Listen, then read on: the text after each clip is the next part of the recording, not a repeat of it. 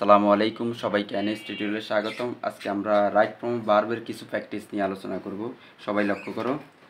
Read the following passage and rewrite it using the right form of verb.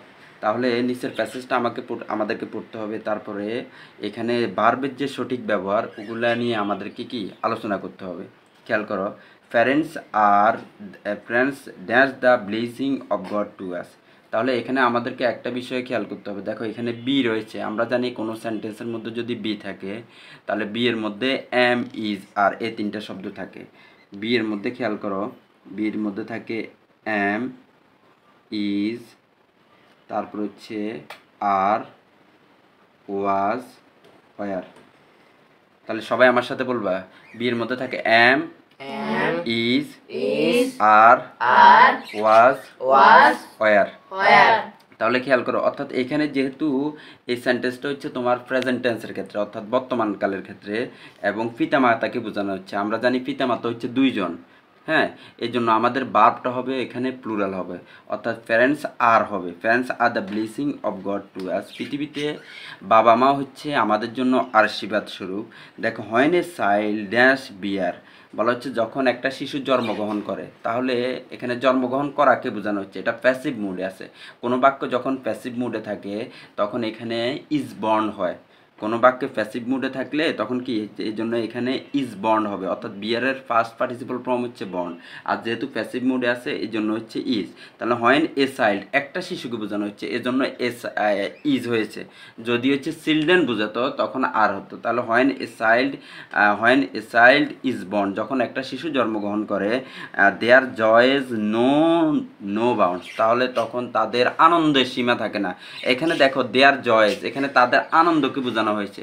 দেয়ার জয়েজ মানে হচ্ছে কি আনন্দ, এখানে তাদের আনন্দকে বোঝানো হচ্ছে, যার জন্য এখানে তোমার শুধু নো হবে, মানে অনেকগুলো আনন্দকে একসাথে ইন্ডিকেট করতেছে, এই জন্য এখানে শুধুমাত্র নো হবে, নোজ হবে না।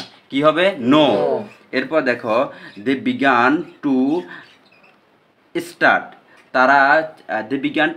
তারা শুরু করে কি থিঙ্কিং, চিন্তা করতে শুরু করে, of nursing and bringing up their child. এখানে দেখো কিছু নিয়ম রয়েছে। আমরা জানি কোনো সেন্টেন্সে যদি টু থাকে, টু এর পরে ভার্বের বেস ফর্ম হয়, অর্থাৎ টু এর পরে ভার্বের কোনো পরিবর্তন হয় না। এই যে দেখো এখানে টু আছে, এই জন্য ডাইরেক্ট স্টার্ট হয়েছে। বলে টু এর পরে ভার্বের বেস ফর্ম হয়, টু এর পরে ভার্বের বেস ফর্ম হয়। তারপর দেখো,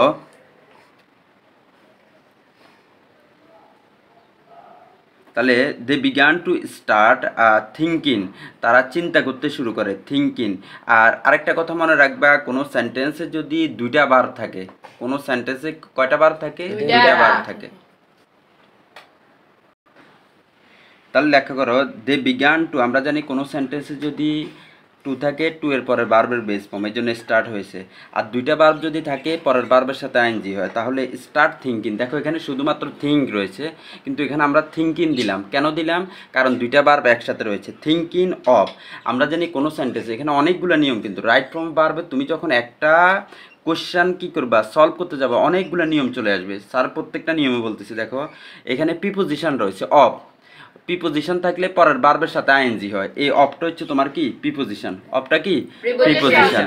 বলো, ইন, অন, উইদাউট, অফ, পর।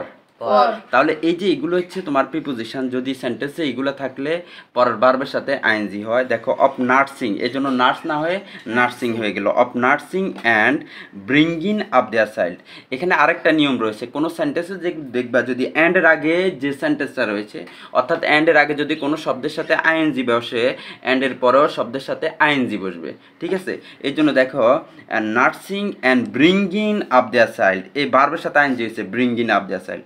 এরপর দেখো, চিলড্রেন রিমেইন হবে, অর্থাৎ শিশুরা। যেহেতু এখানে চিলড্রেনকে নির্দেশ করলো, চিলড্রেনটা হচ্ছে তোমার নাউন প্লুরাল, চিলড্রেনটা কি নাউন প্লুরাল, আর নাউনটা যদি প্লুরাল থাকে ভার্বটা প্লুরাল হবে।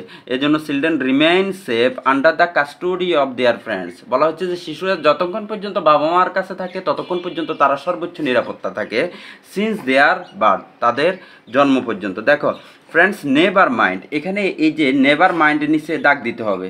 এখানে একটা কথা মনে রাখতে হবে, কোনো সেন্টেন্সে যদি মধ্যে যদি মাইন্ড থাকে, কি থাকে, মাইন্ড থাকে, তাহলে পরের ভার্বের সাথে আইএনজি হবে। মাইন্ড থাকলে পরের ভার্বের সাথে কি হবে, আইএনজি হবে। তাহলে এই জিনিসটা তোমাদের কিন্তু খেয়াল করতে হবে। দেখো নেভার মাইন্ড টেকিং, তাহলে মাইন্ড আছে এই জন্য পরের ভার্বের সাথে আমরা আইএনজি বসালাম। Never mind taking pains for the upbringing of their offspring. দেখো বাবা মারা কত কষ্ট করে ছেলে মেয়েদেরকে কি করে থাকে, লালন পালন করে থাকে। এই লালন পালন করার সময় তাদের যে অনেক কষ্ট হয়, তারাই বলে আমার তো ওরা লালন পালন করে অনেক কষ্ট হচ্ছে, এই কথা কখনো বলে? কিন্তু তারা কিন্তু অনেক ফিল, এই যে তারা অনেক ক্ষেত্রে কি সকালে ঘুমাতে পারে না। আমরা যখন ছোট ছিলাম বাবা মারা কিন্তু আমরা প্রস্রাব করে কি করতাম, রাতের বেলায় বিছনা কয়েকবার কি শেষ করে ফেলতাম, জামা কাপড় নষ্ট করে ফেলতাম। তাহলে ওই সময় কি তারা রাগ করতো? কিন্তু এটা চেঞ্জ করে সে কি ভিজা জায়গাতে থাকতো, আমাদেরকে ভালো জায়গাটায় আমাদেরকে দিয়ে দিত। তাহলে এটা তারা কখনো ফিল করে না, আল্লাহ তাআলা তাদেরকে সে ক্যাপাবিলিটি দিয়ে দিস। তাহলে দেখো friend, never mind taking pain for upbring of their offspring, তাদের ছেলে মেয়েকে লালন পালন করার ক্ষেত্রে তারা কি কোনো কিছু মাইন্ড করে না। দেখো উই ড্যাশ আওয়ার ফ্রেন্ডস, এই জন্য আমাদেরকে কখনো আমাদের পিতামাতার সাথে বাজে ব্যবহার করা উচিত নয়। এই জন্য বলতেছে we should not offend our friends, কখনো পিতামাতার সাথে, এই যে শুড নট একটা মডাল ভার্বের ব্যবহার, কখনো পিতামাতার সাথে বাজে ব্যবহার করা যাবে না। We should not offend our friends. কথা ক্লিয়ার না? সবাই বুঝে গেল না? সবাইকে অসংখ্য ধন্যবাদ এনএস টিউটোরিয়ালের সাথে থাকার জন্য। আসসালামু আলাইকুম।